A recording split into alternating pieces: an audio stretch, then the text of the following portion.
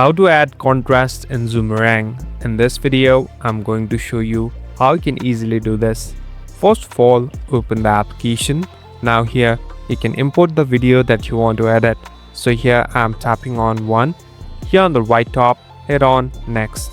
So basically we're in this editing platform. Here, you can make different changes and edits on the video.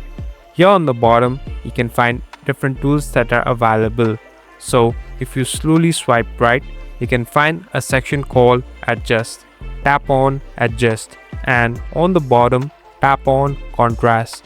So basically this is the place where you can edit or add it. Here there's a slider that you can adjust to.